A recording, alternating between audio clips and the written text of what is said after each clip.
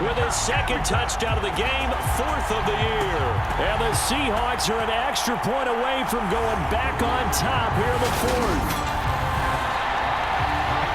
CD, it seemed like they were so focused on the guys out wide, they forgot about him out of the backfield. That's a really good point because you've got to communicate, and oftentimes when you start counting receivers, that's exactly what you do. You start from the widest receiver, work your way inside. Who gets lost sometimes? The back in the backfield. That's exactly what happened there. And he got into the end zone. From a couple yards deep, he'll bring it out of the end zone. And they'll get him down right at the 25-yard line, so the same result, and he opted for the touchback. Atlanta now coming out on the field. We certainly have a good one on our hands. They're trailing after that last touchdown, but now a chance for this offense to try to snag that lead right back here in the 4th quarter. On 1st and 10, Rich. He finds his man, complete. That's Stanley. And up to the 35 before they're able to knock him down. Give him 10 yards there, and about by the nose of the football, he's going to have a first down.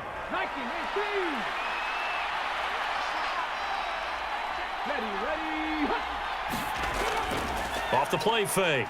Rich, he'll buy some time right. It's a short one here, complete to his tight end. And he slips up past the 45 before being tackled. Back-to-back good plays have him on the move on first down. Looking to throw. Rich, he's got his pass-catching tight end. That's Pitts. And they'll get this down to around the 47-yard line. 4 yards remain for second down.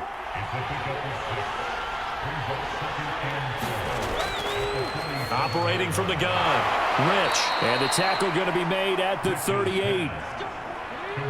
So here's a 1st and 10 at the 38. Back to throw. Rich. And he just gets rid of it. Throws it away. The wise move there. Looked like nobody open. Now second down. He'll try again with the arm here on second down. Steps away to his left. And he'll be brought down at the 27. They're not out of it yet, but in order to come back, they need him to play clean football the rest of the way. He makes the correct read there, passing on challenging a blanket coverage and getting the first down with his legs instead.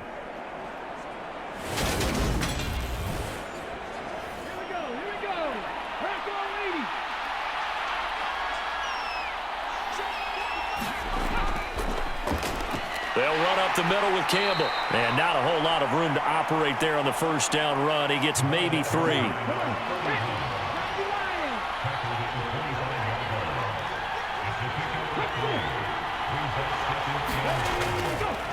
Again, they run with Campbell. Looking for a seam, but finding none. He'll get back to the line of scrimmage, and that's it. Out of the huddle now for play number 9 on this drive. This is 3rd down and 8. Operating from the gun. Rich. Campbell making the catch. And they're going to stop him short of the first down as he's tackled at about the 21. He did his best to just get 4 out of that, but not enough. And now 4th down. We can make this one pretty simple. Locked up all of his progressions downfield, forced to get it to his running back. But how about the way they ran to the football and knocked him down to force a 4th down? So here we go. Maybe the biggest kick of the game forthcoming. This for a 4th quarter lead. And his kick is indeed good. And they have taken the lead here in the 4th quarter.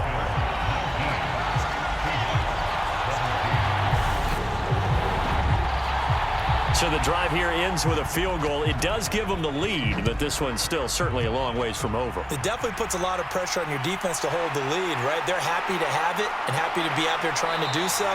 But I know as a former player, in the back of their mind, they're thinking, why don't you score the touchdown and seal this thing? Chris Olave heads back to the field as his guys get set for another possession. And I know that they've double-teamed him a couple times, but not a ton. Whatever they're doing isn't working. He's up over 100 yards. We'll see how they adjust. And when they do that, they weaken their defense in other places as well. And how many times have we done games where we've seen a guy have a big game like this, but it's usually not by himself, is it? Right. Usually it opens it up for other people to have big games as well.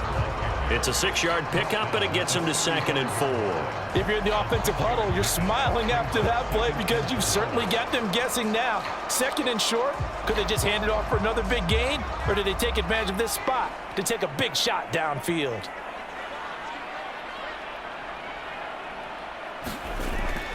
Looking to throw on 2nd down. Kaufman. And that nearly intercepted. It's incomplete. Now, remember, he had a pick earlier, but couldn't reel that one in. From the gun on 3rd down. Kaufman. And he won't get to the marker. He's a yard short. A pickup of 3. It leaves him with 4th and 1. That pattern and scheme was well defensed on 3rd down. He tried to just sprint from one side of the field to the other, and they got it to him quickly. But no chance at yards after the catch there, and they stop him short.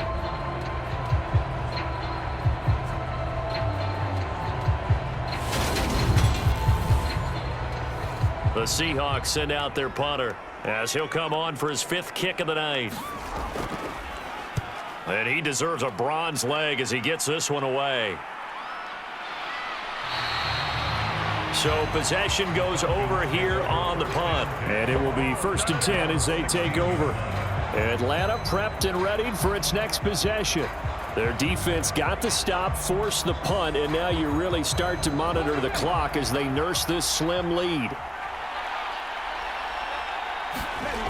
Throwing to start the drive. Rich got his man complete over the middle. It's Jacobs. And he works it across the 25 before being tackled. They'll give to the big man, Campbell. And he'll push his way forward to about the 32. He'll get a nice chunk there on the 1st down run, and it's 2nd and 4. If you can keep getting gains like that, Charles, with the lead here in the 4th quarter, I mean, keep running it, right? No doubt about it, but what the offense coordinator has to do is understand. They're going to continue to stack the line of scrimmage. What runs do you have in your arsenal that'll work against a stacked box and continue to move the ball? Now he'll escape to his right. And seeing nowhere to throw, he chucks this one away from harm. Incomplete. Now it's 3rd down. From the gun on 3rd down. Rich got his man. It's London. And he'll be taken down, but not before they work it across midfield. Great way to convert on 3rd down there. 21 yards to play. And that pickup of a 1st down, that's going to leave a mark because they really needed to stop them there, didn't they? Oh, so frustrating. Defensively, you're a play away from getting that football back here. Down late, tough. Now they've got to find a way to create a turnover or takeaway. Otherwise, this one will probably get away from them. Now look at this. They get the turnover they needed. It's intercepted. 20. And he will take this one home. It's a touchdown. This game, it's been defensively oriented on both sides, so I guess it stands to reason that the play of the game comes on defense. So it's my kind of game. You know that. That's anytime right. we have a Right. defensive battle, but that, as you said, it stands to reason that's the way the game tilted. Someone had to make a big play, and the way the defenses were dominating, that's exactly what we got. The extra point up and good, and the lead is up to 5.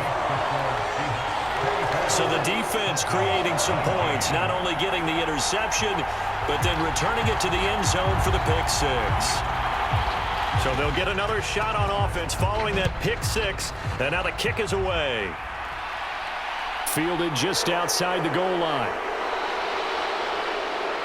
And up to about the 26-yard line, just across the 25.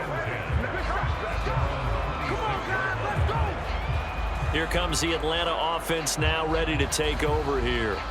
And they have to try and move past that pick 6 because now they're dealing with a 4th quarter deficit, and they need this drive to end in points. They'll start on the ground here on 1st down. And some room to roam now. And they work this well upfield across the 45. An ideal beginning of the drive there as they'll get 20 and a first down. A good run there off right tackle. In an old-school NFL football, the right side of the offensive line, often known as the nasty side. The left side, usually the technical side. Kind of reminds me of the old Atlanta Falcons 2009, 2010. That's how they constructed their offensive line.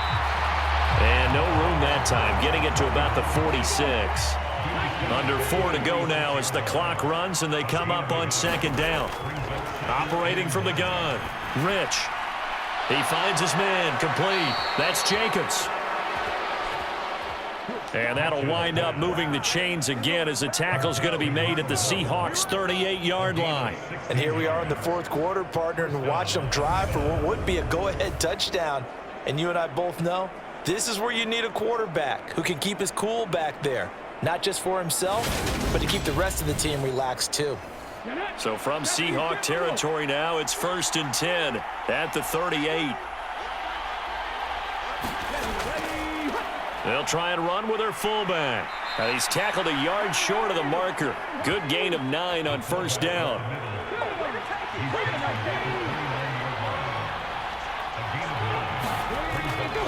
They'll hand this to Campbell, running right. It's a big one now. It's a big one. 40 yards rushing for him now on just 6 carries to this point. Interior of that line blocked really well on that run, but also the 2 tight ends, they blocked well too. Not only have they scouted the line of scrimmage, with their agility, they can get upfield and hit moving targets like linebackers, defensive backs. They do a really good job helping out in the running game.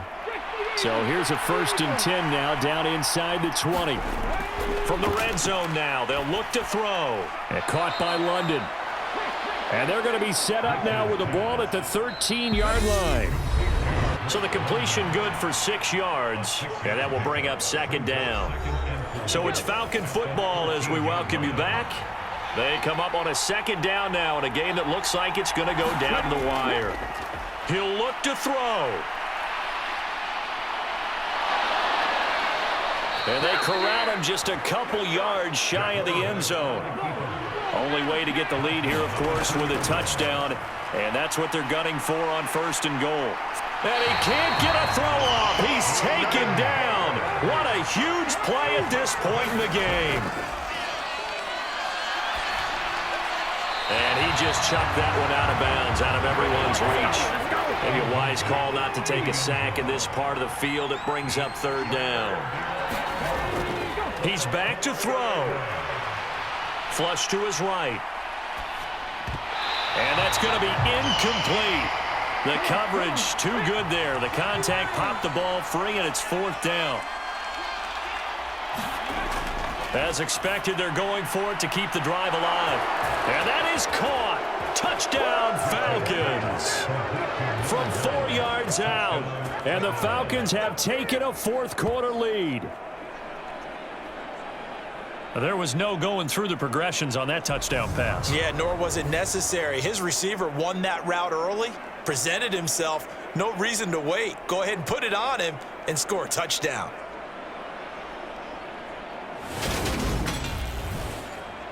So now an extra point doesn't help much. They'll try to go for 2 to make the difference a field goal, and they can lead it by 3. They'll try and throw for it. Oh, no, he lost the football. And the offense will get this one back. Boy, that could have been catastrophic at this late stage of the game, but they avoid disaster. I think we can figure out why they went for 2 there, right? Up 1. You want to make it a field goal difference if at all possible. They didn't get it. Now they've got to play some defense down the stretch. Yeah, not much margin for error now for your D. They just have to get it into range. This taken in at the goal line. And he'll go down as this drive will start at the 25-yard line. So all eyes on this Seahawks offense. Down on the scoreboard. And time, a huge factor. They've won 3 in a row, but they've got work to do if they want to get a 4th in a row as they come up on 1st down. Back to throw. On a huge mistake late, it's intercepted. picked off by Ernest Jones. And the Falcons are going to take possession of the football. When you talk about making winning plays, that is a winning play at this stage of the game. To come up with that interception, huge. I like how you identified that, because most people think winning plays are the offense trying to get it done. In this case, nursing a lead, they found a way to make a play on that side of the ball and maybe finish things off. They go up the middle with Campbell. And they'll bring him down at the 18-yard line. Now the Seahawks going to use the first of their timeouts as they get it with under a minute to go now in the football game. An ideal down and distance to try to finish this thing off. 2nd and inches. A give running left is Campbell. And he's across for the touchdown. And in the final minute, that should just about seal it. And that touchdown puts them up 7. But now's when the fun begins, partner, because if you go ahead and kick the extra point, it's still a one-possession game. Go for 2, you might put it out of reach. Yeah, a little decision to be made.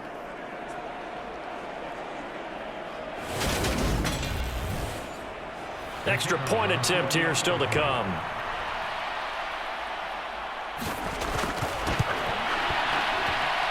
And with that, the lead is up to 8. Well, that drive started with not a whole lot of real estate in front of them in plus territory. Excellent field position. 2 plays later, pay dirt.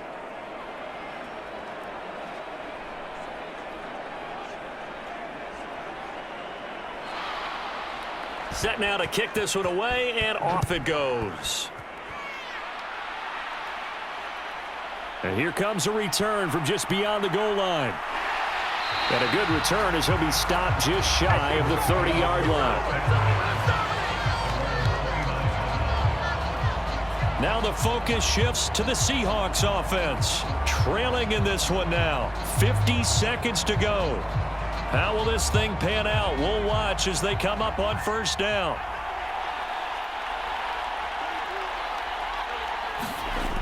Trying to shake off the interception from the last drive. He'll look to throw. And he can't get a throw away. He's taken down. Now the Seahawks call the second of their 3 timeouts as they get it with 26 seconds to go in the football game. Pass protection has been a problem all night long as they come up facing 2nd and a bundle. They'll look to throw. He's got his target. It's Olave. And he'll be brought down after a gain of about 9. And compounding things, it's now 3rd down as well. Back to throw. He's going to let it fly. A high throw there as this is knocked away, down to the ground and incomplete. That would have been a tough catch, but in this 2-minute drill, those are the ones you really hope your guys come up with. Yeah, you don't want your guy to be able to take the out because it was a tough catch. You needed him to come up with that one, because if he does, it alters the perspective of this 2-minute drill, doesn't it? Now a desperation throw deep downfield. And that is incomplete. They had to go for it with such little time remaining. And the Falcons will take control of the football in great field position.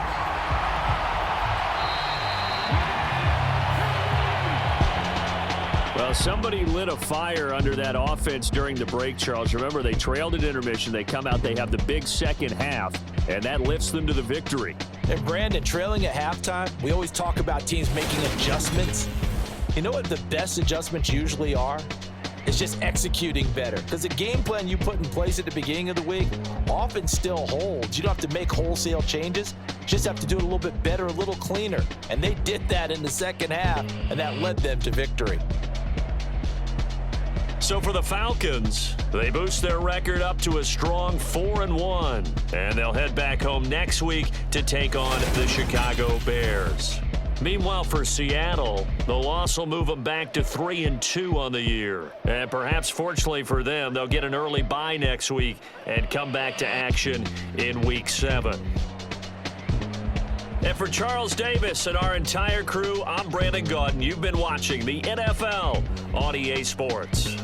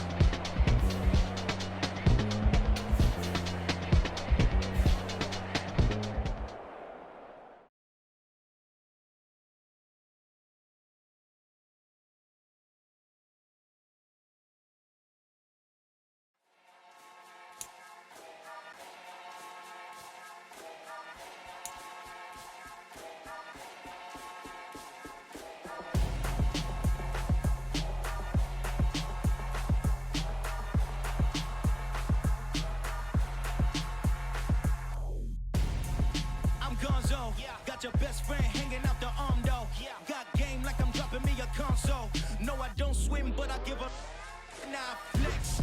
While you there looking the best, feel the get up in your chest while I soak up my success, getting tokens for your stress. I be making all the checks anytime you see me step on a stage, acting real soft like my skin coming beige. Gonna step out and with him, girl, you fake. Try to get it out, what you handsome, you ain't dance on.